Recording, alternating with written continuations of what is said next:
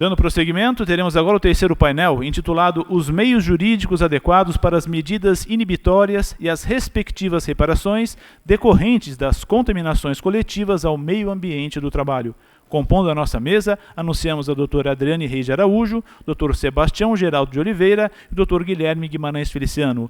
Para coordenar os trabalhos e assumindo a palavra, Sua Excelência, o desembargador doutor Lorival Ferreira dos Santos. Boa tarde a todos.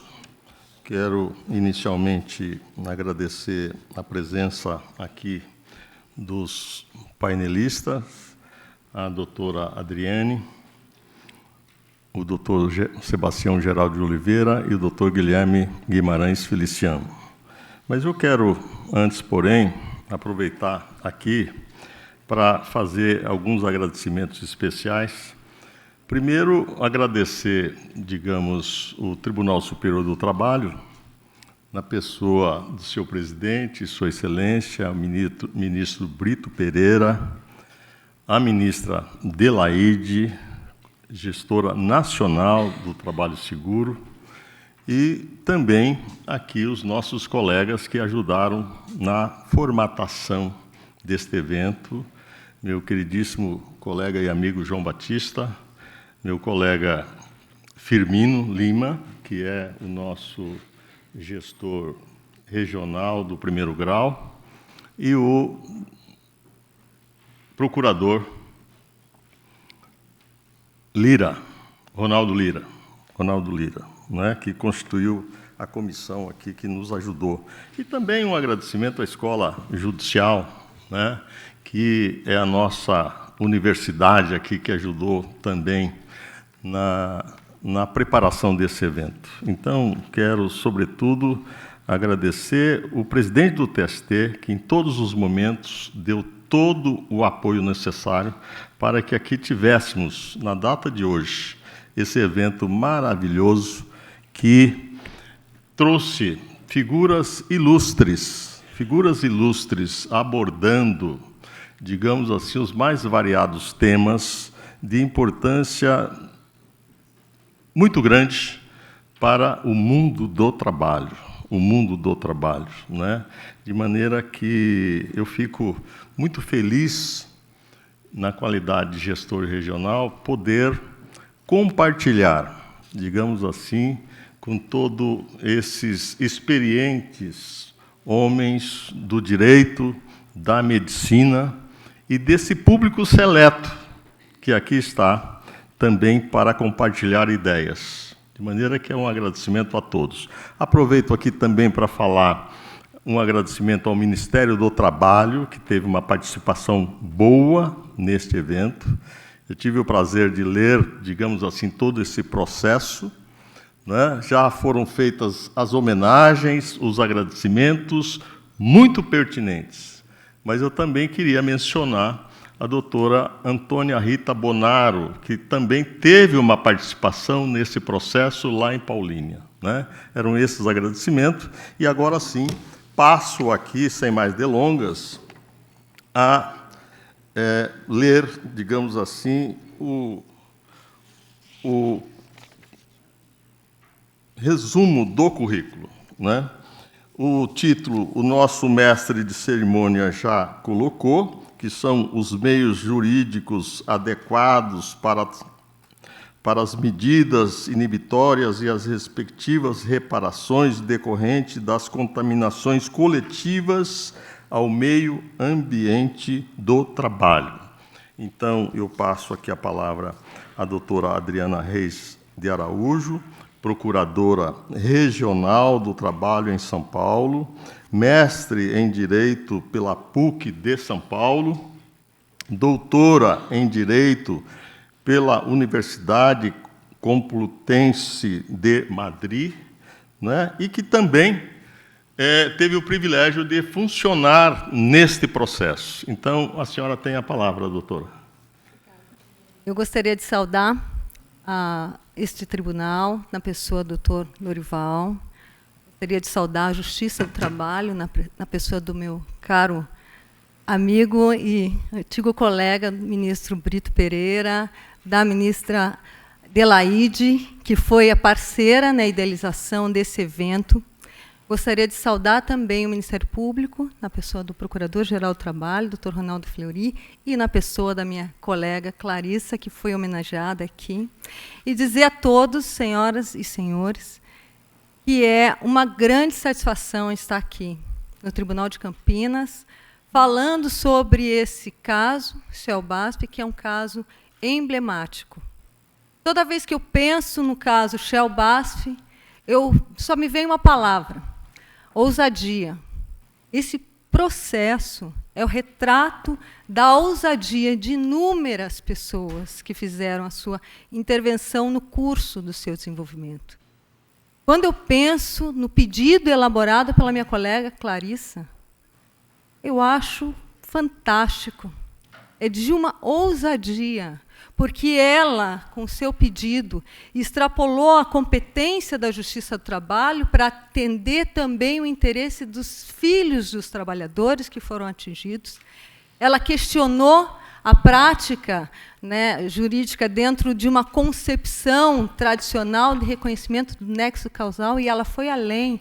Ela usou todo o seu conhecimento doutrinário, baseado principalmente em normas internacionais, para construir a fundamentação necessária para a gente atender aos reclames de justiça das pessoas que foram atingidas por essa contaminação, que durou anos. O que me chama a atenção nesse processo é também a desinformação que foi falada aqui, desde o começo. Muitos dos problemas que aconteceram foi justamente uma informação incompleta, uma informação equivocada, ou até mesmo a ausência de informação sobre os riscos que esses trabalhadores estavam correndo e as suas famílias. Nós temos que lembrar que esses trabalhadores levavam o seu uniforme para lavar em casa. Então, com isso, nós tínhamos a contaminação também em casa. Quando a gente pensa em saúde e meio ambiente de trabalho, a gente pensa e deve pensar da maneira mais ampla possível. Saúde não é só ausência de doença, mas saúde é a condição física e psíquica que mantém o ser humano íntegro no curso da sua jornada, dentro de um ambiente ecologicamente sustentável. É isso que diz a nossa Constituição. A nossa Constituição também diz que a iniciativa é livre.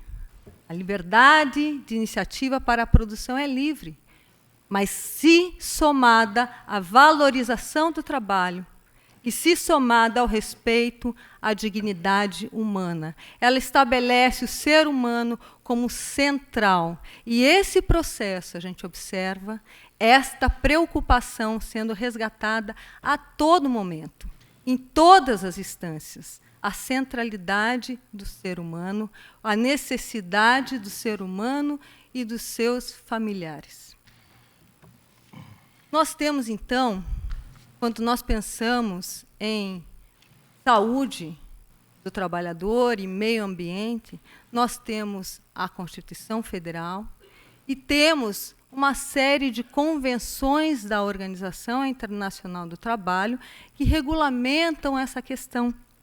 Posso citar aqui a Convenção 155, posso citar também a Convenção 161 da Organização do Trabalho, que estabelece essa preocupação em precaução, em prevenção e uma concepção de saúde no sentido mais amplo.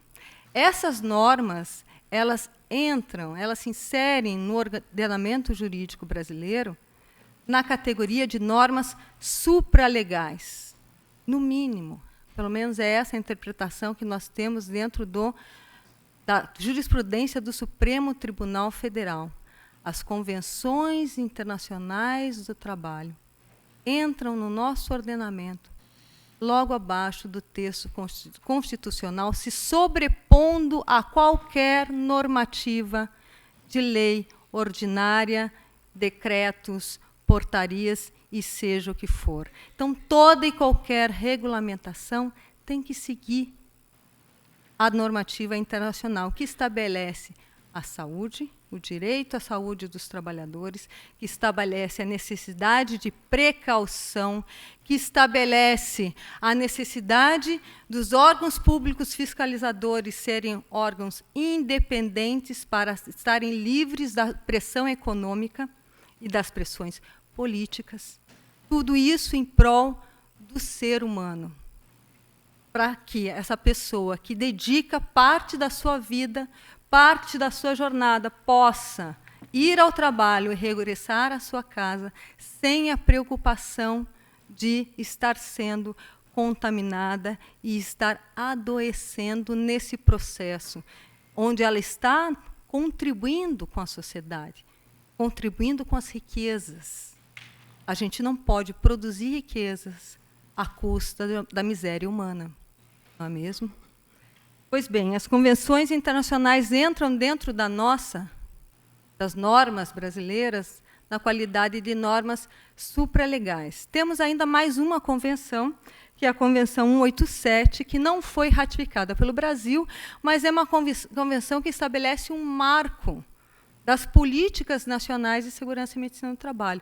Essa convenção não foi ratificada, mas nós temos uma política nacional de segurança e saúde, através do decreto, se me permitem, vou ler aqui, porque eu não... 7.602, de 2011, que prioriza ações de promoção, proteção e prevenção sobre assistência, reabilitação, reparação, apontando a necessidade de eliminação e redução dos riscos. Também está previsto dentro da nossa Constituição Federal, artigo 7º, inciso 22, que prevê a redução dos riscos dentro do ambiente de trabalho. Então, nós temos normas. Nós temos normas que podem nos proteger para situações como essas de contaminação. Então, o que surge? Como que se explica essa situação que perdurou durante tanto tempo dentro da realidade brasileira, inclusive sob a égide da nossa Constituição? O que se explica é, primeiro, uma mudança de paradigma dentro da nossa Constituição, que nem sempre é assimilada tão rápido, mas também a ausência de informação. Para que nós tenhamos informação, a informação necessária, nós temos que ter comissões internas de prevenção de acidente dentro da empresa que funcionem, precisamos ter sindicatos e precisamos ter fiscalização. Para termos esse conhecimento, nós precisamos ter o controle. Precisamos ter o controle dessa informação, e essa informação precisa ser disponibilizada a todos os interessados, principalmente os trabalhadores brasileiros. E os senhores devem estar se perguntando, ela não ia falar sobre tutela? Está falando sobre informação? Eu estou falando sobre informação porque não tem como eu fazer um processo, uma demanda judicial, se eu não tiver a informação necessária sobre a situação de risco que esses trabalhadores se encontram. Hoje, com essa flexibilização que se avizinha, principalmente pelo projeto de lei número 17 de 2019, nós corremos o risco de ter ainda menos informação. O que fazer nesse momento? Nós precisamos contar com a produção científica, com a pesquisa. Precisamos de pesquisadores isentos que trabalhem. E quando a gente fez, e eu participei do grupo que elaborou o acordo em Brasília, quando a gente se deparou com essa ausência de informação dos trabalhadores, a primeira coisa que nós pensamos foi como reverter essa indenização por dano moral coletivo para produzir informação aos trabalhadores, para que essa situação não se repita. É muito bom a gente ver uma situação de reparação de dano, mas é ainda melhor quando a gente vê uma situação de prevenção, de precaução. Investir em equipamento de segurança e medicina do trabalho, investir em medidas, não é gasto, é investir, é investimento mesmo. Nós não estamos só falando da saúde dos trabalhadores que estavam diretamente vinculados a essa empresa, como nós vimos. A repercussão desse dano ambiental extrapolou os muros das fábricas e extrapolou gerações. Então, esse investimento necessário, ele não jamais pode ser concebido como um gasto. É um investimento de interesse público.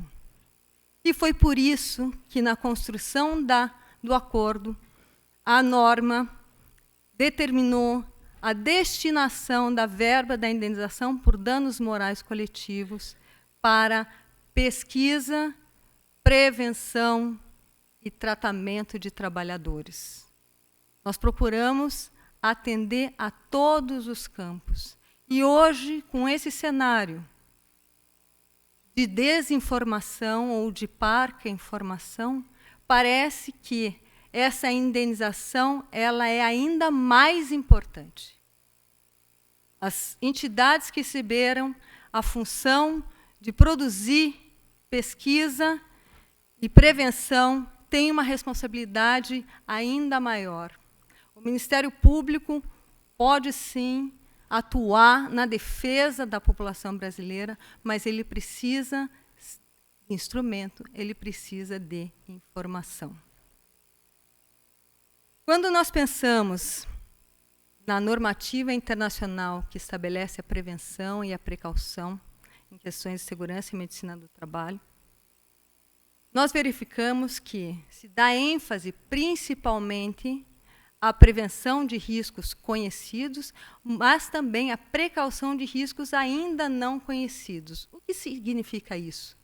Que a empresa, no momento que ela vai produzir, ela deve optar pela medida que gere menor risco à saúde do trabalhador.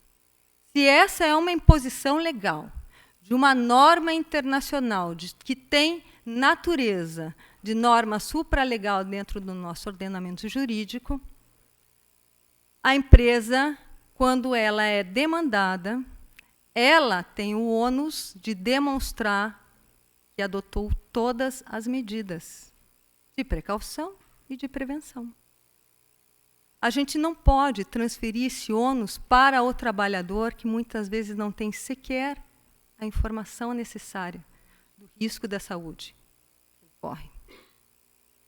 Mas se nós pensarmos em relação à atuação de órgãos públicos, não saindo de um processo individual e indo para a atuação dos órgãos públicos, o que nós verificamos é a necessidade também de se reconhecer a ação de exibição de documentos como uma ação autônoma, como, aliás, já é reconhecido dentro da jurisprudência do Supremo Tribunal de Justiça.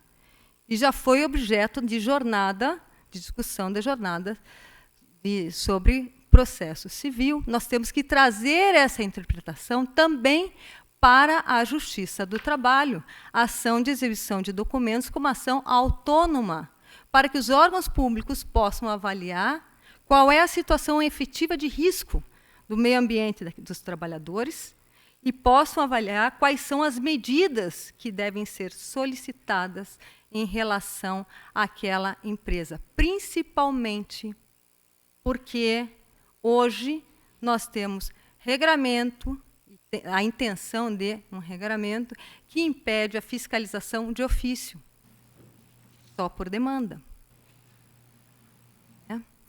Então, nós precisamos aparelhar o Estado. Esse é o interesse não da Justiça do Trabalho, não dos trabalhadores, não do Ministério Público, mas de todos nós que fazemos parte da sociedade brasileira, que queremos que o Brasil cresça de maneira saudável, sustentável. É interesse também dos empregadores, também das empresas, porque esta situação de desregulamentação pode levar ao questionamento das próprias empresas quanto à regularidade do produto que ela está ofertando no mercado. No caso do Shell Basf, a própria empresa, para vender o seu patrimônio, teve que fazer uma autodeclaração, não é mesmo? Então, há uma preocupação ambiental, mesmo porque, se todos se recordam, recentemente, no dia 29 de julho, nós tivemos a triste notícia de que, neste ano de 2019, nós já esgotamos todos os recursos naturais renováveis que nós poderíamos com a nossa produção e o nosso consumo mundial. Então, nós temos que mudar o paradigma, e esse processo ele é ímpar nesse sentido. Então, primeiro, como tutela, a necessidade de reconhecer a obrigação da empresa em fornecer a informação, a necessidade de se reconhecer a ação de exibição de cumprimento como uma ação autônoma. E o que eu posso lhes falar dentro da nossa experiência do Ministério Público também? Nessas ações de contaminação de trabalhador, aqui foi falado que, muitas vezes, os trabalhadores eles não tinham, após o término, encerramento das atividades da empresa, eles não tinham emprego. Estavam com dificuldade de empregabilidade. Mas eles conseguiram continuar unidos, porque boa parte deles estava aposentado, e com essa união eles conseguiram reivindicar direitos, inclusive da Previdência Social. Não foi isso que o Dr. Marcos relatou hoje pela manhã? Então, para combater essas contaminações, principalmente quando elas são silenciosas, como falou o senhor Rasteiro aqui, é necessária a articulação do grupo de pessoas atingidas diretamente. Nós vimos muito bem essa situação agora em Brumadinho, onde os trabalhadores só conseguiram receber uma indenização adequada porque o Ministério Público auxiliou em manter esses trabalhadores unidos na sua reivindicação. Então, a melhor maneira de enfrentar esses temas de contaminação é justamente a união das pessoas atingidas. E o olhar e a sensibilidade de todas as pessoas que atuaram e atuam nesses processos dentro dos órgãos públicos, sindicatos, universidades, sociedade civil. Todos nós temos que olhar, porque essa é uma situação que interessa a todos nós. Além disso, eu gostaria de destacar, fazendo uma crítica à nossa jurisprudência, diz respeito à própria competência da Justiça do Trabalho.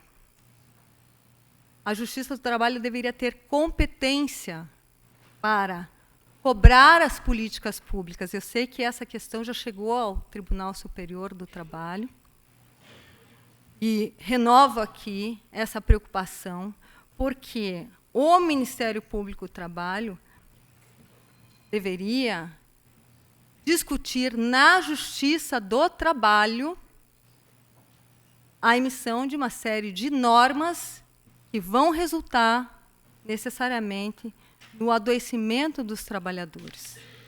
Nós deveríamos discutir isso na Justiça do Trabalho, não na Justiça Comum. Somos nós que vivenciamos todos os dias, que analisamos os processos, que vemos os casos de adoecimento, que estabelecemos indenização por danos morais ou materiais de trabalhadores ou pensão por morte. Somos nós que temos esse conhecimento, essa expertise. A Justiça do Trabalho, nesse processo, mostrou mais do que nunca a sua importância. A importância na produção de riqueza de maneira sustentável e respeitosa a todos os seres humanos. Esse processo, ele começa com ousadia, mas aqui, nesse evento, nós observamos que o término dele ele extrapola a ousadia, é transformação. Ele é paradigmático na transformação de protocolos de investigação, de competência mesmo, como eu falei, em relação à extensão das pessoas que são beneficiadas, e até mesmo em relação ao território. A contaminação aconteceu em Paulínia, mas nós temos o tratamento da saúde de brasileiros no Rio Amazonas também. É interessante para nós aqui, em São Paulo, que essa destinação atinja a população do norte do país? Sim, porque nós observamos com esse processo que muitas situações de contaminação se repetem no país, são similares, e nós devemos aprender uns com os outros. Por isso que o laboratório da doutora Silvia, que nós visitamos ontem, foi tão interessante, porque ela nos relatou que ela recebe pesquisadores do Brasil inteiro. O laboratório dela serve à produção de conhecimento, e nós precisamos produzir conhecimento no Brasil, para o Brasil, para melhorar a nossa qualidade de vida aqui no Brasil. Então, esse processo é uma situação dramática, e a gente fica sempre com um gosto um pouco amargo na boca, quando pensa que seria muito melhor se essa situação tivesse sido prevenida para os trabalhadores atingidos e não só reparada. Mas ele dá satisfação ao perceber a possibilidade que esse processo abriu de transformação social, de conscientização de todos nós sobre a necessidade de cuidar do meio ambiente, de cuidar do ser humano, e essa transformação de valorização do conhecimento dos nossos especialistas brasileiros. Eu agradeço muito ao tribunal ter aberto as portas para que a gente pudesse discutir esse processo, e gostaria de ressaltar a importância da justiça do trabalho para a produção de um país melhor. Muito obrigada.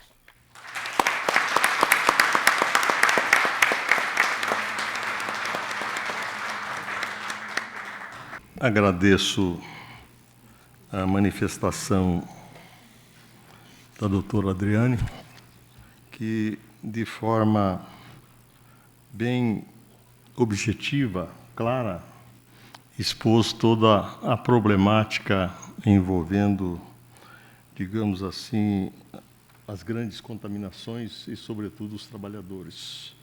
E o mais interessante aqui, através da experiência vivenciada por este processo, é que nós percebemos do instituto tão importante que são as ações coletivas, em detrimento das ações individuais. Porque, muitas vezes, nós experimentamos o exame de várias ações individuais envolvendo vários trabalhadores, ao passo que a entidade sindical, ou mesmo o próprio Ministério Público, pode perfeitamente entrar com uma ação coletiva, a exemplo desta ação coletiva que trouxe um resultado extraordinário. É o Ministério Público exercendo o seu papel e a Justiça do Trabalho dando a resposta devida, adequada e oportuna, diga-se de passagem, porque esse processo, pela extensão, pela toda a problemática envolvendo centenas e milhares de trabalhadores, poderia demorar um tempo muito maior. Mas graças, digamos assim, à boa vontade de todos e o empenho que funcionaram nesse processo, a gente pode alcançar um resultado auspicioso. Parabéns, doutora. Parabéns. Gostamos muito da sua manifestação. E agora sim, mas também eu não posso deixar de fazer um agradecimento especial à presidente do nosso tribunal, a doutora Gisela, que sempre deu todo o apoio, digamos assim. Eu já falei do apoio que deu o ministro Brito Pereira, e a doutora Gisela também, de imediato, todo o apoio que nós precisamos aqui na 15ª região, né?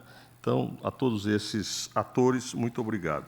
E agora sim, eu passo a palavra ao queridíssimo desembargador Sebastião Geraldo de Oliveira, com várias obras publicadas, e eu dizia a ele e para alguns amigos que nós sempre estamos recorrendo aos seus estudos científicos a respeito de acidentes, doenças profissionais, enfim.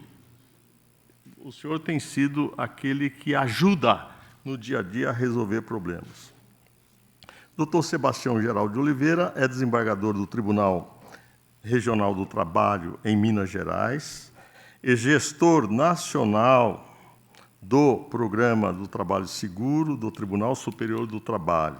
Acumula larga experiência no campo do direito do trabalho, mais ainda quando o assunto é o direito à saúde do trabalhador. O senhor tem a palavra, doutor.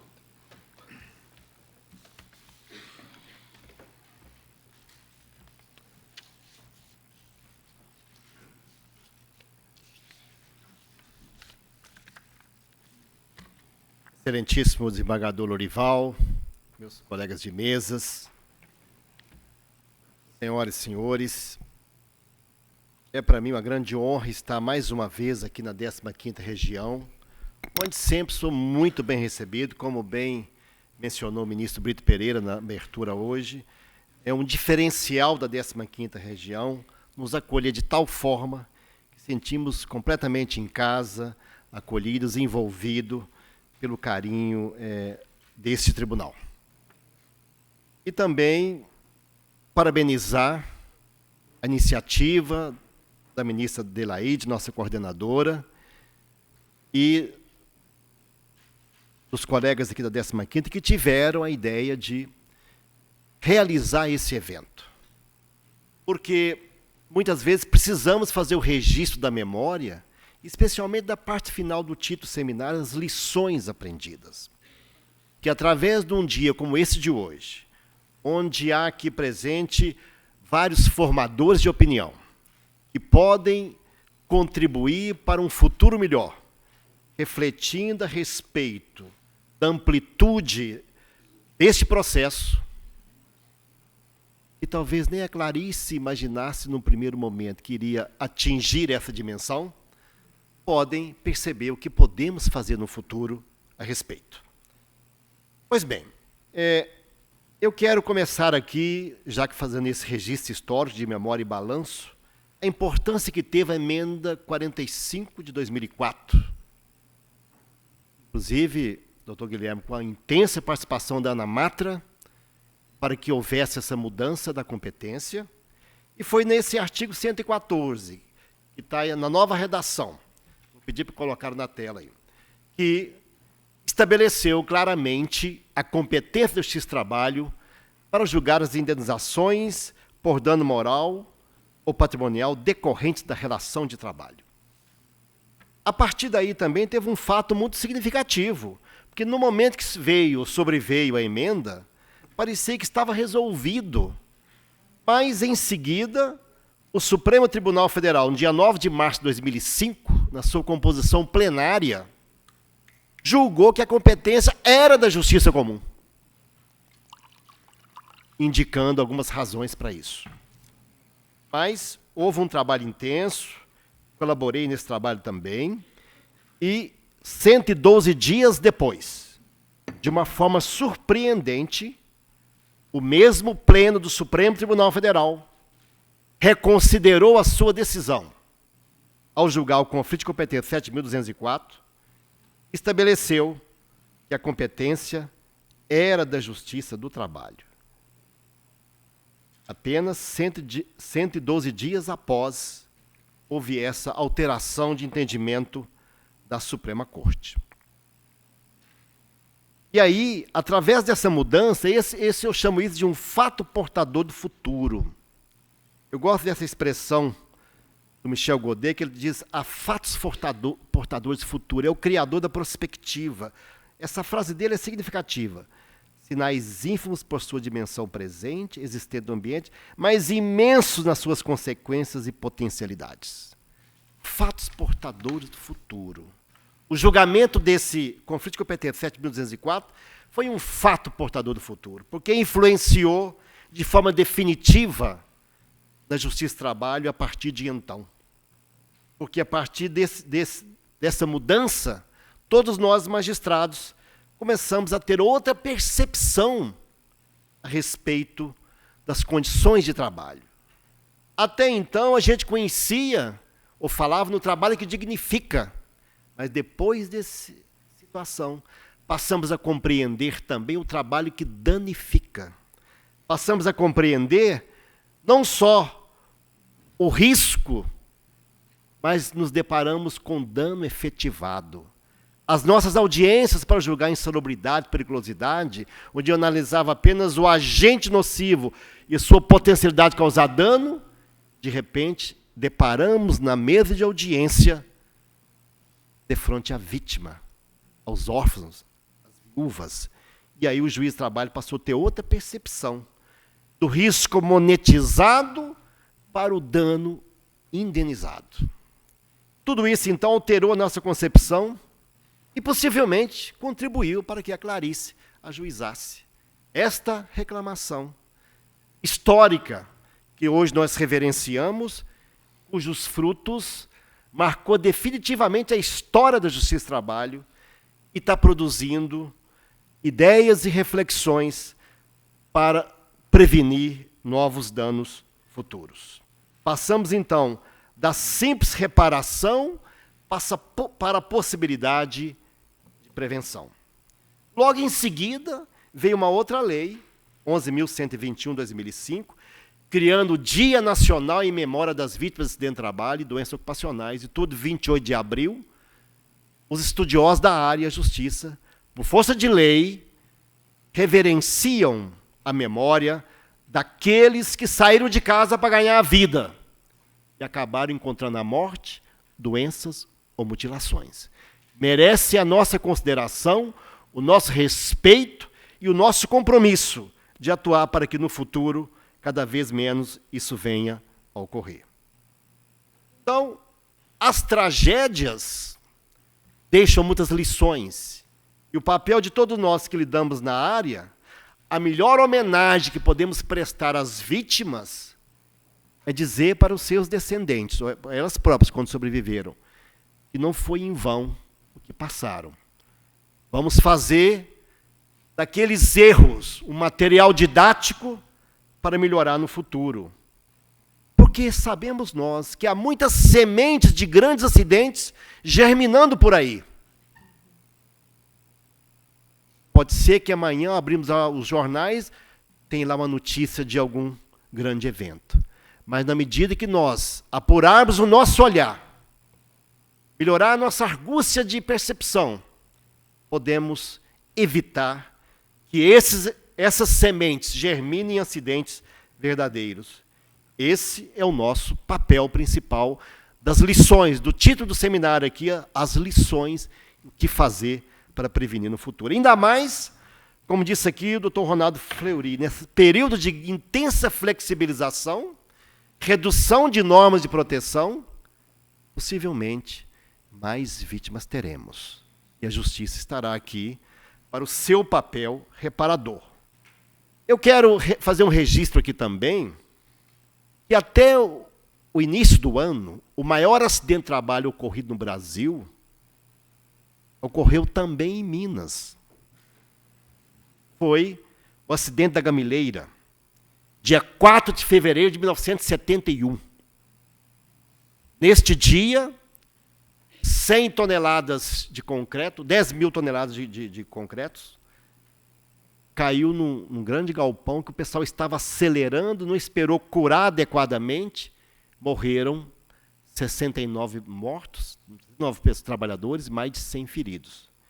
O que surpreende nessa época, agora o segundo maior acidente de trabalho da história do Brasil, é que esse processo, a sentença de primeira instância, demorou 33 anos para sair. 33 anos, saiu em 2004. Por um triz não veio para a Justiça do Trabalho. E a partir de 2005 a competência passou a ser nossa. Mas a sentença saiu alguns meses antes. 2004. Em 2006, o TJ de Minas julgou em segundo grau. Pesquisei para fazer essa exposição aqui. Em 2016, está aí o número do recurso especial. O STJ julgou e só transitou em julgado 45 anos depois, enquanto a competência fluía lá na Justiça Comum. E até hoje está em processo de liquidação para os precatórios. 45 anos, ainda não teve uma solução. Veja como é que era a cultura de então, acidente ocorrido em 1971. Agora o maior acidente de trabalho ocorreu 25 de janeiro de 2019. Brumadinho. Tivemos 248 mortes confirmadas até agora, 22 pessoas desaparecidas. Possivelmente, então, chegaremos a 270 mortes nesse acidente de Brumadinho. 25 de janeiro de 2019. Mas, por essa mudança cultural, talvez, bem, muita certeza, influenciado pelo Acordo de Paulínia, no dia 15 de julho de 2019, na Vara do Trabalho de Betim, essa foto está aí, foi celebrado um grande acordo.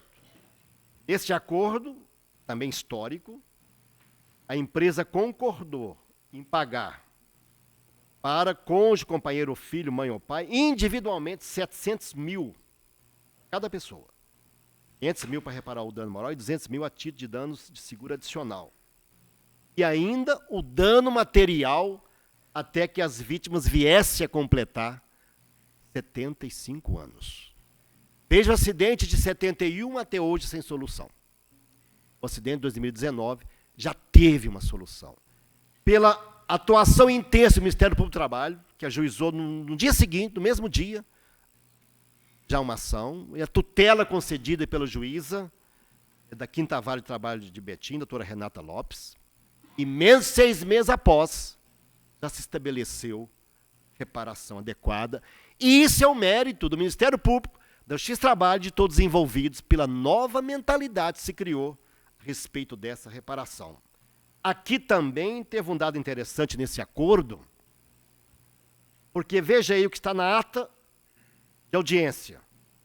A Vale pagará uma indenização por danos morais coletivos no importe de 400 milhões de reais, mediante depósito judicial, e disse mais, a destinação será definida por comitê composto pela Justiça do Trabalho, Ministério Público do Trabalho, Defensoria Pública da União, assegurando-se a participação das famílias através do representante da comissão, associação, atingida a ser indicada em comitê, caso façam. Exemplo de Paulínia, já servindo de material didático para novas celebrações, o que, com certeza, isso tem uma grande importância e grande repercussão. 400 milhões de danos morais coletivos, além da reparação que já estabeleceu para as vítimas ocorridas em Brumadinho. 71 até hoje sem solução. 1971. 2019, pelo menos, resposta dos órgãos da Justiça, do Ministério Público, dos envolvidos, já ocorreu de forma satisfatória. Veja que temos ainda hoje, um grande volume de acidente de trabalho. Volume elevado de acidente de trabalho. Ainda hoje, temos mais de 500 mil acidentes de trabalho por ano. Mas, eu acho que abri um arquivo mais adequado aqui, que está dando problema. Deixa eu ver se eu volto para...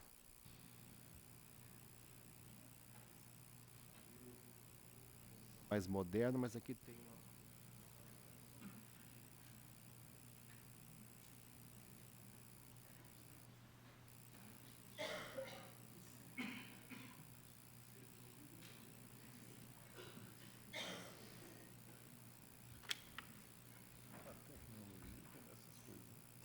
Vai aqui mesmo.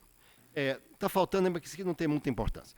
Até hoje, nós temos mais de 54 pessoas por dia nunca mais retornam ao local de trabalho. Essas...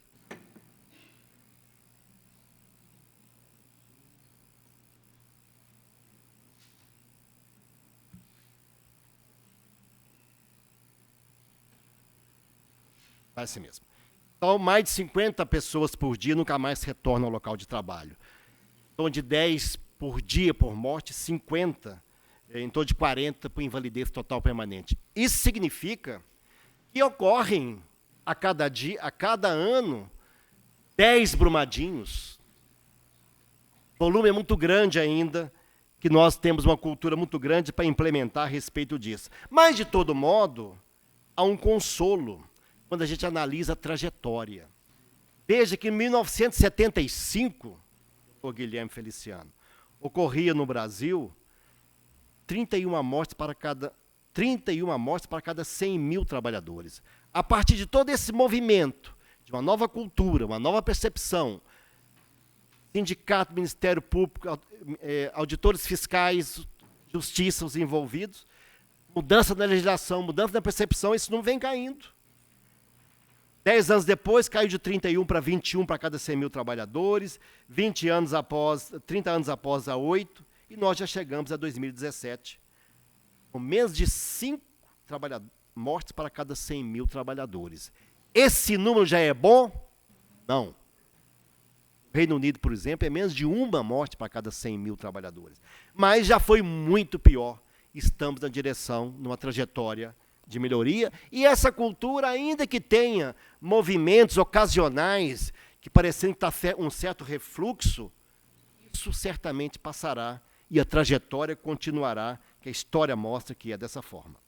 E aí, então, vamos lembrar do princípio constitucional, tão caro para todos nós, que é direito do trabalhador, redução dos riscos inerentes ao trabalho, por meio de normas de saúde, higiene e segurança, é o princípio que eu menciono, o princípio do risco mínimo, cada vez, que devemos implementar na prevenção de acidente de trabalho.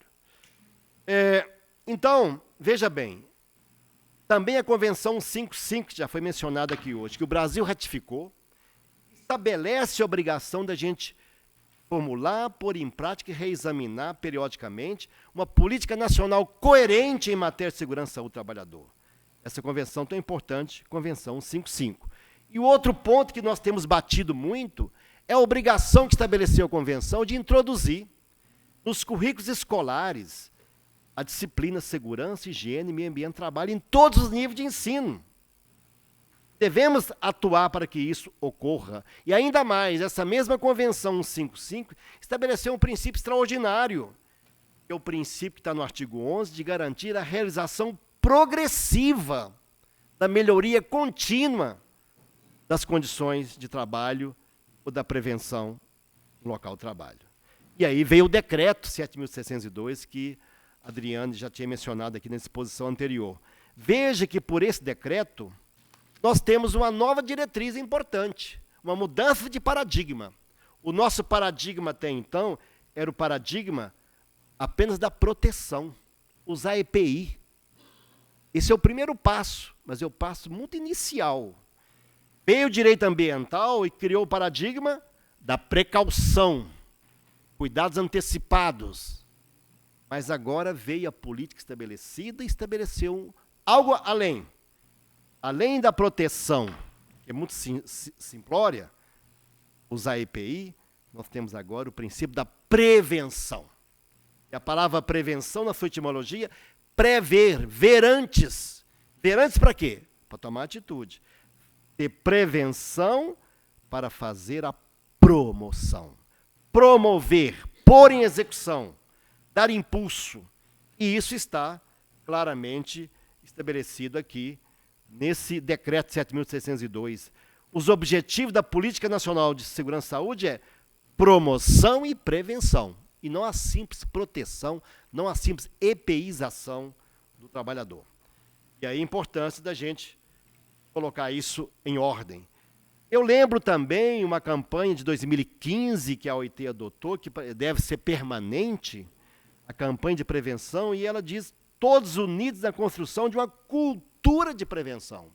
O importante é ter a cultura de prevenção. Quando essa cultura está, de alguma forma, entranhada, mentes e corações, a necessidade de fazer a prevenção, facilita muito no dia a dia a sua implementação. Então, vejam, o Brasil tem ainda um grande volume de acidente de trabalho. E aí há uma equação interessante do Frank Baird que diz o seguinte, a equação 1, 10, 30, 600. O que diz essa equação? Já testada com alguns milhões de acidentes ocorridos nos Estados Unidos. Ele diz o seguinte, para cada acidente humano grave, ocorre 10 acidentes humanos leves, 30 acidentes com danos materiais e 600 quase acidentes, também chamado de incidentes. Então, aplicando a teoria de Frank Baird, nós podemos chegar numa empresa e delimitar se ali vai ter morte, acidente, pelo volume de incidentes que está ocorrendo ali. Tem uma cultura verdadeira de prevenção, então há ferramental para isso, para aplicar no dia a dia a respeito. Então, a nossa visão tradicional ainda é uma atitude muito reativa. E a atitude reativa, parece que o acidente é um desastre, é um ato inseguro. A palavra desastre, na sua etimologia, 10 contra os astros, má sorte, destino. A ideia tradicional era essa. E aí tem reações emocionais que, com o passar do tempo, perde relevância. Mas o imperativo atual vai muito além disso. Agora, a atitude deve ser proativa e não reativa. A atitude deve ser que o acidente não ocorre por acaso, acontece muito mais por descaso. Se é previsível, pode ser prevenido. E os técnicos estão aí para nos mostrar as possibilidades de que ocorrer acidente. Então, o nosso grande imperativo atual é instituir verdadeiramente a cultura de prevenção. Quando eu vejo aqui nesse ambiente o presidente do Tribunal Superior do Trabalho, o procurador-chefe do Ministério Público e vários colegas de autoridade, ministros, embargadores, estudiosos da área, é uma renovação de esperança. E essa cultura está sendo fortalecida, recebendo a seiva de várias inteligências reunidas para colocar isso, implementar isso verdadeiramente. Então, e aqui eu sei que o Dr. Guilherme gosta muito disso, veja, a parte penal do acidente. Está lá no Código Penal. Expor a vida ou a saúde de outro a perigo direto e iminente é crime. É crime. Só que nós ainda não implementamos isso. É a certeza da punição e a rapidez da aplicação da pena que funciona para inibir a prática. E esse dispositivo, se for estudar a história dele no Código Penal, a história da inclusão nele no Código Penal foi exatamente pensando no acidente de trabalho, no artigo 132. E aí até localizei na jurisprudência, olha esse acordo aqui penal de um caso lá de Minas. Homicídio culposo, diz aqui a ementa do acordo, constatando-se que a conduta dos envolvidos retrata a inobservância de um dever objetivo de cuidado, não adotando o montador do andaime, que veio a cair e ceifar a vida de um dos operários, as cautelas devidas para a segurança dos trabalhadores e deixando o técnico responsável de fiscalizar a obra, encargo totalmente assumido, entende-se que ambos respondem por homicídio culposo, apelo não provido. Então, a mudança de mentalidade, ou a rejeição, a repulsa quase de perceber o que era possível fazer prevenção e não o fez, está gerando uma mudança de percepção de leis que estavam em impotência há mais de várias décadas, que agora quem sabe, adquire densidade para a sua implementação. Então, nós temos um marco normativo já um pouco ultrapassado, é preciso incorporar na segurança do trabalhador os avanços do direito ambiental, é preciso internalizar as normas da OIT, está em convenções, mas não está ainda colocado nas NRs ou na lei ordinária, e é preciso incorporar princípios de 88 da Constituição, que ainda não foram detalhadamente regulamentados na lei ordinária. Então, eu acho que deveremos trabalhar que no futuro a gente tenha um Estatuto Nacional de Segurança e Saúde do Trabalhador, prevendo, reunindo as normas dispersas sobre prevenção, criando um status legal diferenciado no estatuto dessas normas e ainda disciplinando as tutelas processuais de urgência, o que certamente daria um status diferenciado, um marco normativo diferenciado para o tema de segurança e saúde do trabalhador. Abrangeria, portanto, todos os trabalhadores, seletistas ou não. Esse é um desejo de médio e longo prazo para que a gente possa trabalhar. Então, acho que eventos como o de Paulínia, como o Brumadinho, como Gamileira, deixam um duro recado. Estamos saindo da postura simplesmente reativa para a postura proativa. É um imperativo de consciência. Todos nós que temos alguma responsabilidade nessa área. E hoje está demonstrado que aquele empresário com visão de futuro que investe nisso tem retorno financeiro, as ações de suas empresas valorizam e ele tem longevidade, porque está tendo a inteligência de fazer a verdadeira prevenção e ter trabalhadores sendo respeitados e contribuindo efetivamente para essa melhoria. E hoje já temos grandes conhecimentos na área. São 3 pilares fundamentais para implementar isso, que eu considero como desafio. Primeiro, a prevenção, implantar a cultura da prevenção. Segundo, fiscalização efetiva. Experiência internacional, a Convenção da OIT sobre inspeção do trabalho indica isso. Fiscalização efetiva. E terceiro, sanção. Se não reunir esses 3 pilares, não funciona. É necessário implementar nessas 3 vertentes para que consigamos alcançar resultados. E aqui, avançando já para o final, quero registrar o trabalho que a Justiça do Trabalho vem realizando do Programa Trabalho Seguro. Há, no momento, 56 magistrados diretamente envolvidos e sem abrir mão das suas tarefas, seus afazeres, processos, atuam com entusiasmo, com idealismo para difundir, divulgar essa nova percepção do trabalho seguro, da prevenção. Então, aos gestores nacionais, gestores regionais, que estão conjugando esforços. Não queremos apenas lançar a mão da caneta para estabelecer indenizações. Queremos colaborar com a sociedade para dialogar, para compartilhar conhecimentos, para mostrar que é possível fazer prevenção, é possível evitar que o acidente ocorra. E aí, nesse sentido, só para finalizar mesmo, há o tema que estamos trabalhando agora da violência. Também o ministro Brito Pereira mencionou na sua abertura. Estamos trabalhando na violência disseminada nos locais de trabalho. E aí, veja que a OIT, agora em 21 de junho, aprovou a Convenção 190, e será um marco também do tema da prevenção da violência no local de trabalho. Essa convenção tinha, para a sua aprovação, 5.700 delegados de 187 Estados-membros. Teve 439 votos a favor, 7 contra e um número reduzido de abstenções, dentre eles a abstenção, lamentavelmente, do Brasil. E aí ela tem 20 artigos trabalhando na prevenção do tema violência no local de trabalho. Nós estamos passando, portanto, aqui no Brasil, da indiferença contra a violência. Tivemos um longo período aqui que a violência era questão cultural. Trabalho escravo, servidão, análogo de escravo, parecia até que havia um sinal verde para essa atuação, essa indiferença. O mundo é assim mesmo, e a palavra básica era essa. Manda quem pode, obedece quem tem juízo.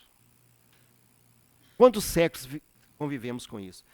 Mas estamos agora no segundo momento, o período da conscientização começou a incomodar.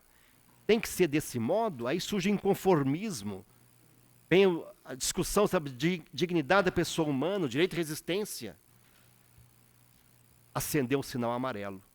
E a frase agora, manda quem pode, mas até onde pode? Isso é possível mudar? Está surgindo agora, portanto, uma terceira etapa. É o período da repulsa, da vedação. A violência está causando horror, repulsa.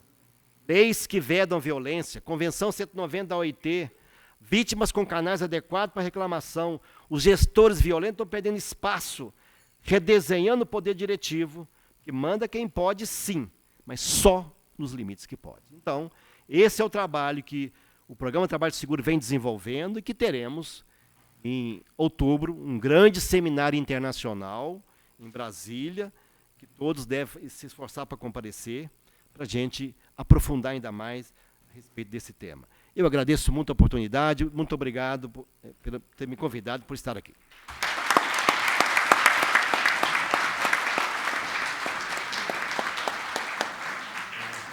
Muito bem. Agradeço ao doutor Sebastião pela sua belíssima e esclarecedora exposição. E apenas para lembrar, né, que o Plano de Prevenção Nacional de Trabalho Seguro, instituído pelo TST, né, de forma nacional, tem se espraiado para os 24 tribunais regionais do trabalho, cada um deles com 2 gestores regionais, e tem, digamos assim, trabalhado na conscientização, aquilo que disse o Sebastião, na conscientização para que haja transformação, sobretudo com relação à prevenção, né? Prevenir, eu acho que é o remédio mais eficaz. Agradecemos, doutor Sebastião, muito obrigado.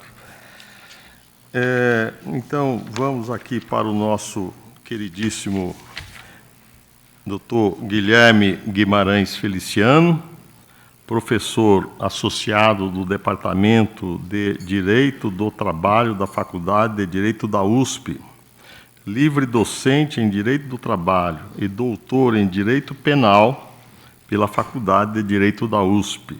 É juiz titular da Primeira Vara do Trabalho de Taubaté, São Paulo, doutor em Ciências Jurídicas pela Faculdade da Universidade Clássica de Lisboa, coordenador do curso de especialização pós-graduação Lato Sensu em Direito do Trabalho e Direito Processual do Trabalho da Unital. Doutor Guilherme, o senhor tem a palavra. Excelentíssimo senhor presidente do Tribunal Superior do Trabalho, o ministro Bito Pereira, meu querido amigo desembargador Lorival Ferreira dos Santos, doutor Sebastião, doutora Adriane, senhores desembargadores, senhores juízes, senhores advogados, membros do Ministério Público, senhoras e senhores, eu não preciso dizer aos senhores que esse é um tema especialmente valioso para mim. É, em grande medida, o tema que eu desenvolvo na Universidade de São Paulo, no âmbito da pós-graduação estrito sensu, e já por isso é também uma área onde eu tenho dedicado especialmente os meus estudos. E aqui com um especial foco, contaminação química. É claro que o evento, basicamente, se volta para o caso do Recanto dos Pássaros, o caso Shell BASF, em Paulínia, mas eu vou tomar a liberdade de ir um pouco adiante, até para trazer aos senhores outros episódios tão graves quanto este que conhecemos aqui na nossa jurisdição do TRT da 15ª Região, e que evidenciam a necessidade, então, de meios jurídicos adequados para medidas inibitórias neste campo. A minha intenção, portanto, é, a partir desses casos, demonstrar aos senhores como, a despeito de todos os méritos, e evidentemente que existem nesses casos que foram trazidos até aqui. O que fundamentalmente nos falta é aquilo que foi, por fim, aqui apontado pelo desembargador Sebastião. Cultura de prevenção. Eu iria até adiante, os senhores perceberão por quê. Cultura de precaução. E, a partir disto, evitar o dano. Por isso eu tenho insistido tanto, e este é o foco da nossa disciplina na Universidade de São Paulo, quanto à necessidade de que as questões de saúde e segurança do trabalho passem a ser percebidas pela ótica do direito ambiental e pela principiologia própria do direito ambiental, que envolve, entre outras normas, princípios, o princípio da precaução, o princípio da prevenção, o princípio da melhoria contínua e o princípio do poluidor-pagador. Se nós mirarmos a solução destas questões a partir desta perspectiva, certamente os resultados serão diferentes e nós não teremos, como eu tenho hoje, eu sou titular, o desembargador Lorival disse, da primeira vara do trabalho de Taubaté. Minha jurisdição alcança basicamente indústria, e especialmente indústria automotiva. A Alta Latina estava lá. Ford, Volkswagen. Temos um parque industrial imenso. Eu diria que, especulando, que de 35% a 45% da minha demanda anual diz respeito a questões de meio ambiente de trabalho, saúde e segurança do trabalho. E, basicamente, são ações indenizatórias. São trabalhadores, ou às vezes o próprio sindicato, pedindo indenizações. É claro que elas são fundamentais, mas é preciso reverter esta circunstância para que, inclusive, desaguem no Poder Judiciário demandas de caráter preventivo. Para trazer essa discussão, eu vou relembrar, então, alguns casos. Este sequer seria necessário, é o objeto, afinal, do nosso seminário, o caso Shell BASF, mas alguns elementos são interessantes para que nós compreendamos como os sinais foram dados e talvez a tragédia pudesse ter sido evitada. Em 74, nos Estados Unidos, a Shell teve o seu registro cassado para a produção e comercialização de pesticidas com base nos chamados DRINs, né? Aldrin, dieldrin, endrin, que são os principais. A razão, eram carcinogênicos, são carcinogênicos, são ambientalmente persistentes, né? Por isso são identificados pela expressão POPs, poluentes orgânicos persistentes. E, além de tudo, nós tínhamos um quadro de saúde pública que começava a se agravar por conta disto. A Shell fecha, então, uma fábrica que ela tinha aberta desde 1948. E vejam os senhores, no mesmo ano, em 74, ela instala a sua indústria em Paulínia, para produzir aquilo que ela já não podia mais produzir nos Estados Unidos. Uma propriedade de 78,9 hectares, às margens do rio Atibaia, ladeada por chácaras, zona residencial, e um dos principais afluentes, o rio Atibaia, do próprio rio Piracicaba, que abastece, por exemplo, Americana e Sumaré. Em 78, vejam, senhores, ela obtém licença da CETESB para funcionar. Isso é importante para nós, porque quando daqui a pouco falarmos de tutela inibitória, os senhores vão perceber que a tutela inibitória tanto pode se basear no dano como no ilícito. Isso é muito importante em direito ambiental, porque, por vezes, a se considerar a normativa em vigor não é ilícito, mas é danoso. E, nesse caso, pode haver a intervenção judicial para, em caráter de precaução, impedir o dano. Em 1978, 6 meses depois desta licença, começam as primeiras reclamações quanto aos odores que vinham da fábrica. Em 93, portanto, quase 20 anos depois, a CETESB então lavra um auto de infração por lançamento de efluentes que vinha do setor de produção de organofosforados. Em 95, 2 anos depois, a Shell se vê instada a autodenúncia, faz isso a Curadoria do Meio Ambiente de Paulínia, denunciando então contaminação do solo, de águas subterrâneas, e não apenas por aldrim, endrim e dieldrim, como também por cromo, vanádio e por aí vai. Em 2002, uma ação conjunta do MPT e dos auditores fiscais leva à interdição do local. Em 2007 e 2008, temos as ações judiciais, as principais, e aí nós percebemos, basicamente, o que, na verdade, é um modelo de ação em situações como esta. Primeiro, a chamada prática do duplo padrão, que os senhores veem aí. Num mundo globalizado, as transnacionais, muitas vezes, utilizam um padrão ambiental, um padrão de saúde e segurança do trabalho na matriz e outro nas filiais. Por isso é que países que não têm uma legislação tão protetiva, geralmente são destinos certos de transnacionais que querem produzir, digamos, com mais liberdade, não é? A expressão da vez é liberdade econômica, ou que querem produzir com menor custo. Além disso, isto foi referido pela procuradora que me antecedeu e também em falas anteriores, a questão da informação. O caso Shell BASF mostra claramente a violação do direito laborambiental à informação. No bojo da ação civil pública, nós vamos encontrar ali inúmeros indícios, evidências de que as informações sobre o caso foram liberadas de forma tendenciosa, muitas vezes de forma contraditória, em caráter privado e, em geral, indisponibilizadas aos próprios trabalhadores. Aqueles que estavam sujeitos ao risco não tinham o direito de saber o risco a que estavam sujeitos. Para falar de outras realidades, eu menciono duas aqui muito rapidamente. O caso de Bhopal, Índia, 1983. Este caso eu referi em Minas Gerais, quando ali sob a organização também do Programa Trabalho Seguro do TST e do desembargador Sebastião, fizemos um evento grande ali sobre os grandes acidentes de trabalho. E ali referia este caso, que é de 83, como eu disse, e ali envolvia basicamente envenenamento por gás, numa fábrica também de pesticidas da Union Carbide. Este é considerado o pior acidente industrial da história. Mais de 500 mil pessoas expostas ao isocianato de metila, que é um gás venenoso.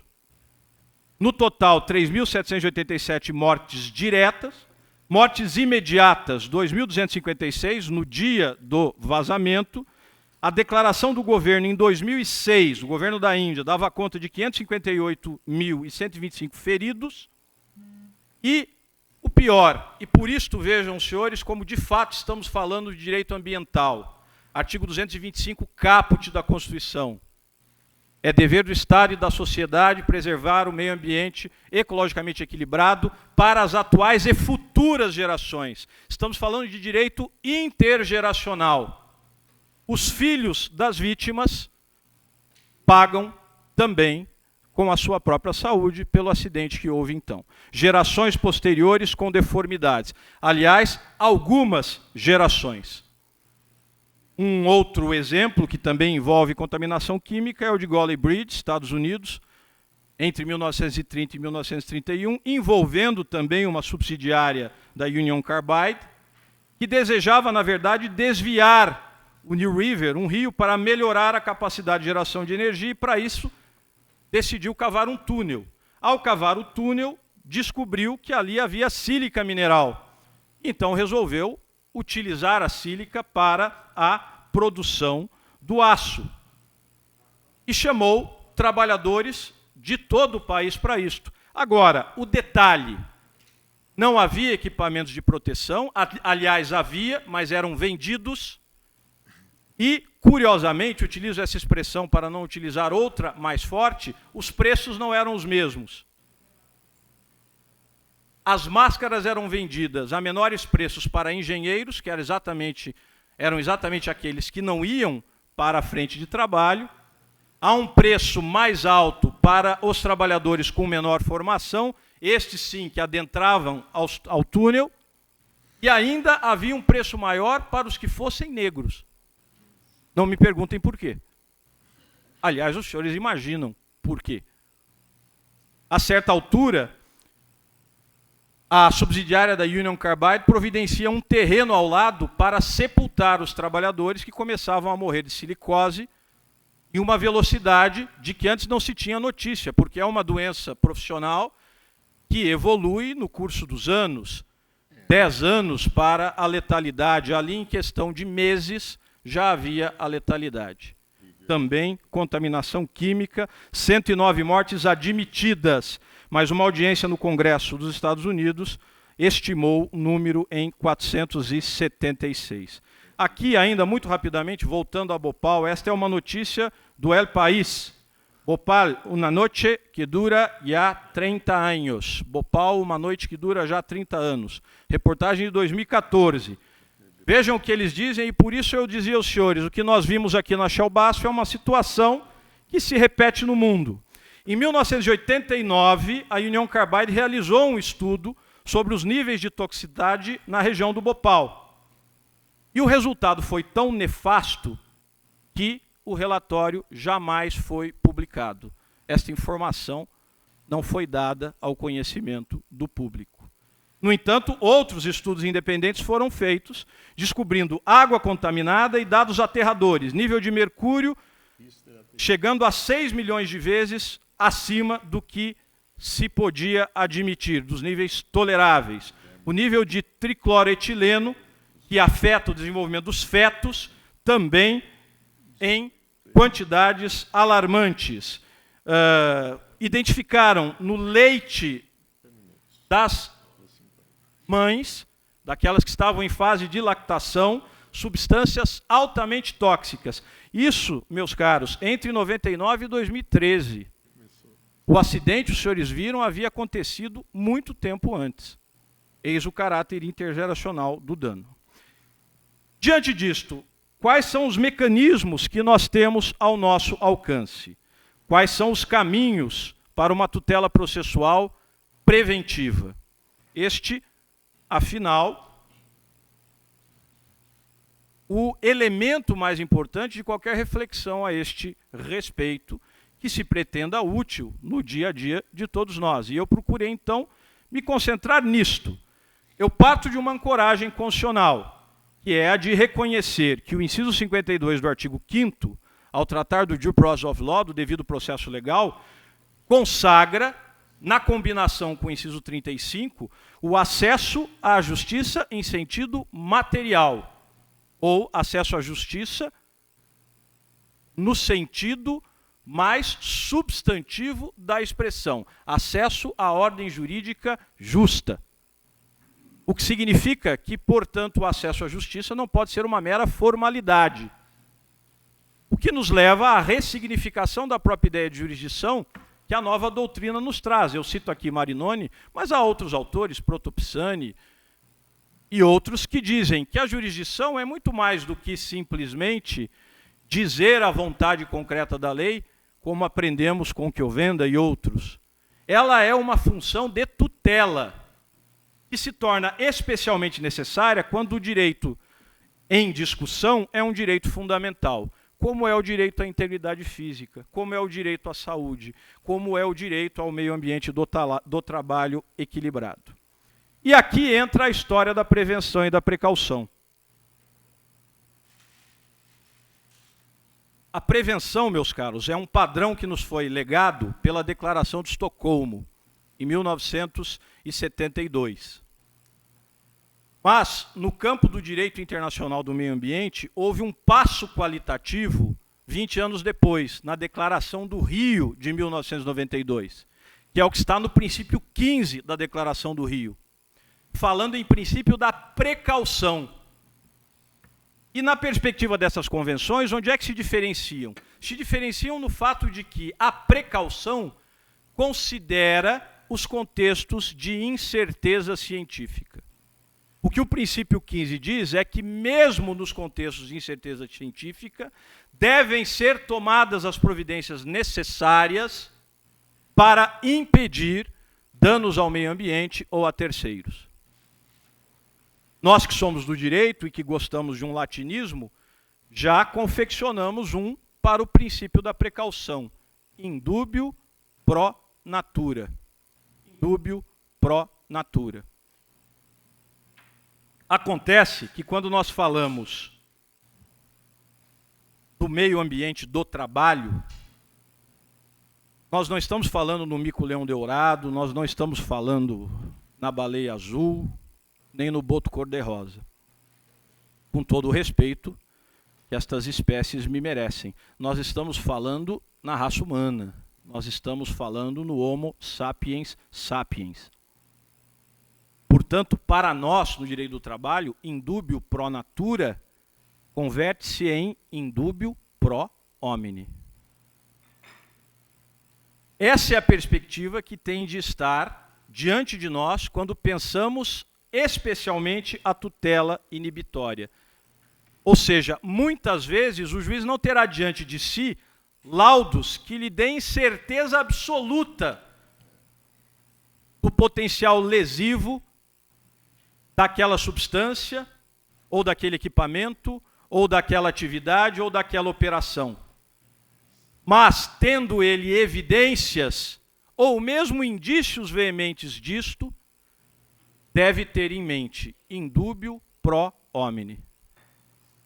O que nos leva, então, à característica da chamada tutela inibitória.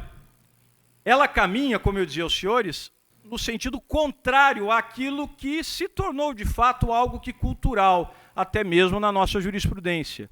E aqui não vai crítica a ninguém, ou talvez vá crítica a todos.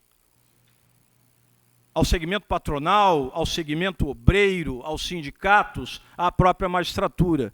O direito do trabalho, ao longo de 70 anos, não só no Brasil, mas especialmente no Brasil, ele patrimonializou-se demais, ele contratualizou-se demais, ele individualizou-se demais.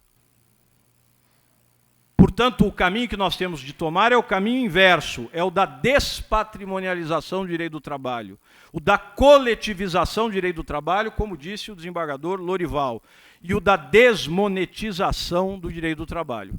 Para isso, a tutela inibitória. A tutela inibitória é muito próxima da tutela mandamental. Tanto é que ambas têm um antecedente comum, que é a actio negatória do direito romano, e nas ordenações filipinas, lá o título 78 do livro 3º. Se alguém se temer de outro que o queira ofender na pessoa, ou lhe queira sem razão ocupar e tomar suas coisas, poderá requerer ao juiz que o segure a ele e as suas coisas do outro que o quiser ofender, a qual segurança o juiz lhe dará, e mais procederá contra o que a quebrantou e menosprezou o seu mandado, como achar por direito. É o fundamento distante do mandado de segurança, mas também é da ação inibitória. Então, quais são as características da ação inibitória? Primeiro, vejam, é uma tutela jurisdicional definitiva. Aqui ela difere da cautelar ou da antecipação de tutela, porque estas são provisórias. A tutela inibitória é definitiva. Ela pode ter conteúdo positivo ou negativo, obrigação de fazer ou obrigação de não fazer.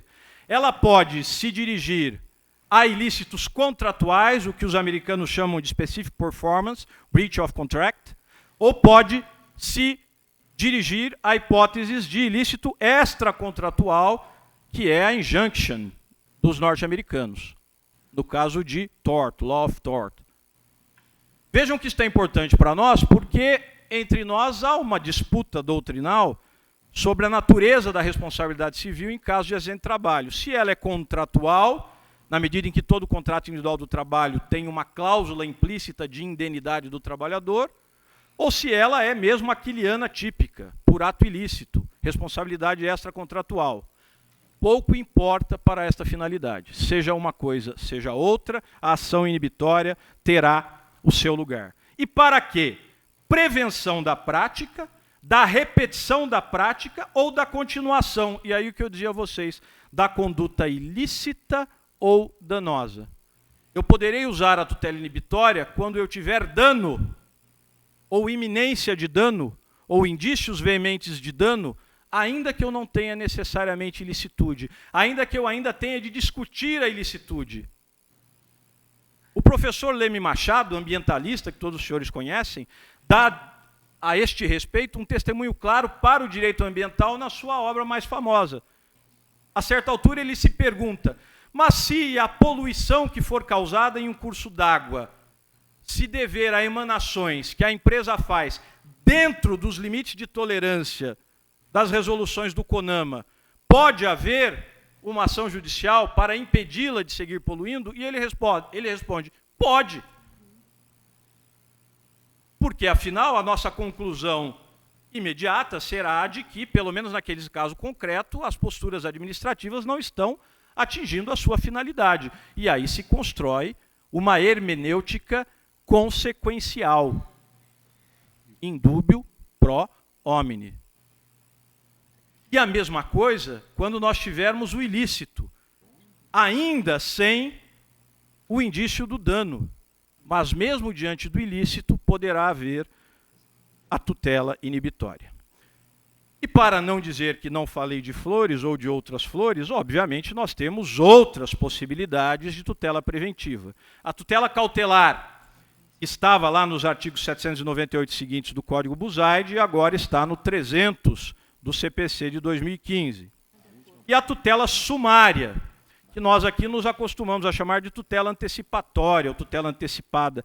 A antecipação, na verdade, é uma técnica antecipatória. Esta tutela é conhecida, ao menos pelos italianos, como tutela sumária, e que vai agora, estava no 273 do CPC Buzaide, e agora entre nós foi repartida entre duas modalidades de tutela provisória.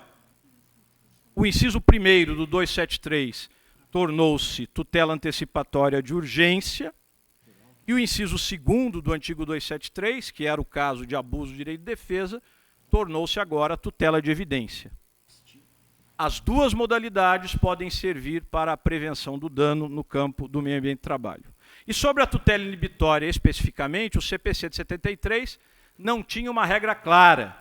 Recorríamos basicamente ao artigo 84 do Código de Defesa do Consumidor, ao artigo 11 da Lei de Ação Civil Pública e o artigo 461 do CPC Buzaide, mas que, repito, não era uma proposta muito clara para o que entendemos por tutela inibitória. Agora temos uma regra bem mais clara no 497, parágrafo único. Para a concessão da tutela específica, destinada a inibir a prática, a reiteração ou a continuação de um ilícito ou a sua remoção, é irrelevante a demonstração da ocorrência do dano, vejam o que eu disse a vocês, eu não preciso do dano, ou da existência de culpa ou dolo, também não preciso discutir isto. Ah, mas o empresário quer demonstrar que não houve negligência. Isto não importa na ação inibitória. Isto eventualmente vai importar na ação reparatória se for necessária. E mesmo assim, não terei tempo de dizer, mas, do meu ponto de vista, aplica-se a estes casos de desequilíbrio do meio ambiente de trabalho o princípio do poluidor pagador, que está lá no artigo 14, parágrafo 1º da Lei 6938 de 81, que regula o Sistema Nacional do Meio Ambiente do Brasil, o SISNAMA. E ali está claro que em caso de desequilíbrio do meio ambiente, em caso de poluição, não é? Como diria o meu amigo Ney Maranhão, desequilíbrio ou degradação de base antrópica, ou seja, a partir do elemento humano, nestas situações, a responsabilidade do poluidor se conforma independentemente de culpa, para indenizar pelos danos ao meio ambiente ou a terceiros. E aí os senhores decidam onde entra o trabalhador, se entra como elemento do meio ambiente de trabalho ou se entra como terceiro. Mas num caso ou no outro, a indenização será independentemente de culpa. É o que diz a Lei 6938. Ah, mas a Constituição, no inciso 29 do artigo 7º, 28, aliás, diz que esta responsabilidade civil configura-se em caso de culpa ou dolo. Muito bem, mas o caput não diz que aqueles direitos dos trabalhadores urbanos e rurais estão ali previstos sem prejuízo de outros que melhorem a condição social do trabalhador? É o tal princípio da norma mais benéfica. Portanto, a própria Constituição, o próprio Constituinte originário autorizou que o aplicador do direito busque a norma mais favorável, nesse caso a norma que trata da poluição e do meio ambiente em geral para os casos de poluição laborambiental e de desequilíbrio no meio ambiente do trabalho. A tutela inibitória deve se reger por 3 princípios: o princípio da menor restrição, que é o que todos nós já conhecemos, não é? A execução deve se dar da maneira menos onerosa para o devedor. Isto vale também para o caso de tutela inibitória. Mas aí temos de trazer para isto a novidade que veio do CPC de 2015. Está dito lá no parágrafo único do artigo 805. É o ônus do executado, e aqui entendam, é o ônus do réu na ação inibitória, indicar outros meios mais eficazes e menos onerosos, sob pena de manutenção dos meios ou dos atos já determinados. O princípio do meio mais idôneo, e é por isso é que se faz um devido balance, um balanceamento entre a menor restrição e o meio mais idôneo. E para isso a ideia de proporcionalidade. Portanto, o juiz tem de ter as duas preocupações em mente. E aqui, sejamos claros, especialmente a idoneidade do meio. E aí sim, entre os meios idôneos, qual é o menos restritivo para o réu. Já caminhamos para o final. Aqui eu trouxe apenas uma referência do Tribunal Superior do Trabalho, recurso de revista 12.3194 de 2013, relator ministro Alberto Bresciani, na 3ª turma, em que ele textualmente, e há outros, eu trouxe esse apenas porque me parece que a redação é muito feliz, mas há outros vários casos no TST em que se reconheceu tranquilamente o cabimento da tutela inibitória para as questões ambientais. Diz o ministro Bresciani: a tutela inibitória consiste em um desses aparatos processuais, porquanto possui natureza preventiva e tem por escopo evitar a prática, repetição ou continuação do ilícito do qual potencialmente surgirá o dano. Ele traz uma discussão importante. A concessão da tutela inibitória não significa a vulneração da presunção de inocência, até porque não estamos no campo do direito penal, e vai ainda adiante e diz: ela cabe ainda que a ré não seja ofensora contumaz. Ah, mas eu nunca sofri nenhuma autuação por esta razão. Não importa. A contumácia não é um elemento necessário para a tutela inibitória. E ainda, especificamente no campo da contaminação química, vale lembrar, aqui foram referidas várias convenções do OIT, eu nem vou referi-las, mas temos outros elementos do direito internacional público que nos serviriam aqui.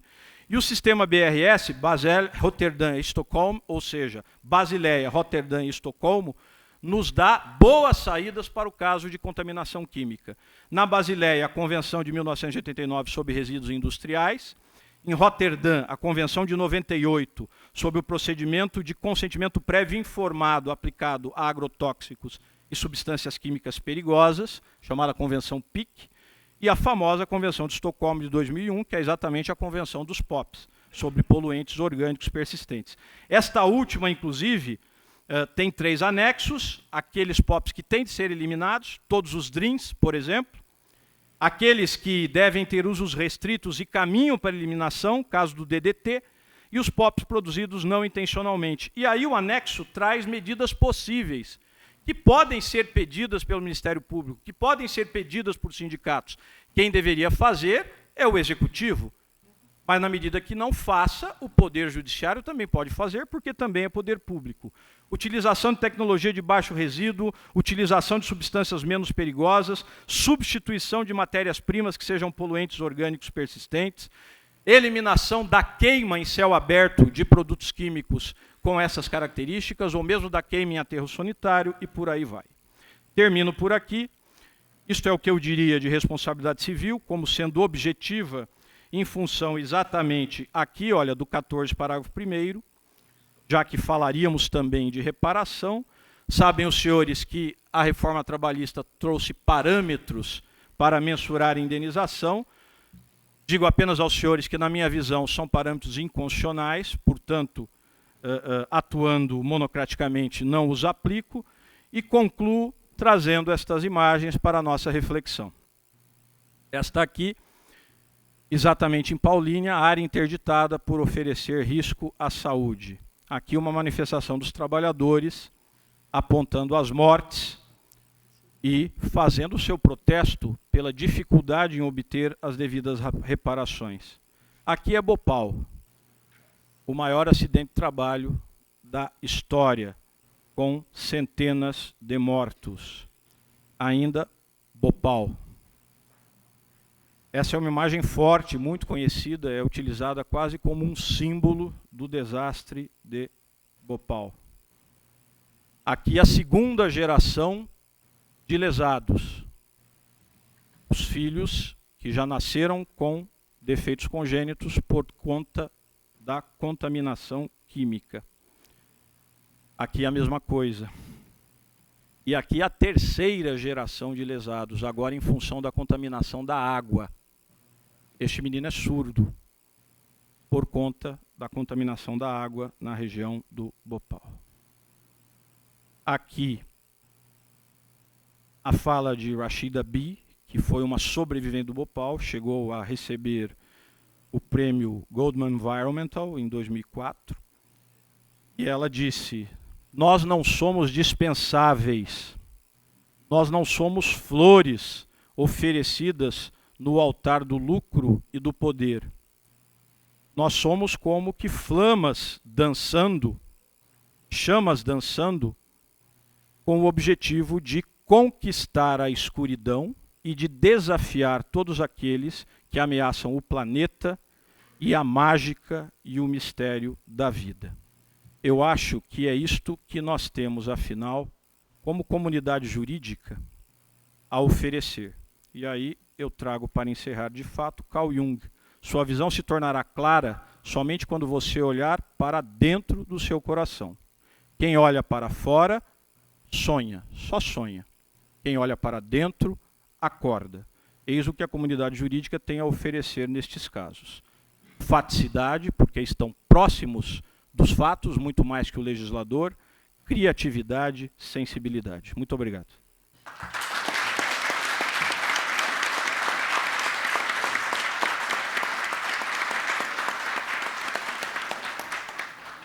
Agradecemos ao Dr. Guilherme por essa belíssima aula sobre o direito comparado, sobre o direito brasileiro, apontando os caminhos para as tutelas adequadas e inibitórias no processo do trabalho, inclusive, né?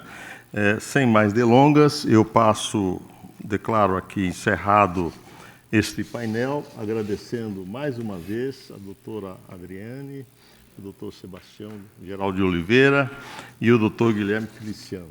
Foi extraordinário esse painel. Muito obrigado a todos. Está encerrado o painel.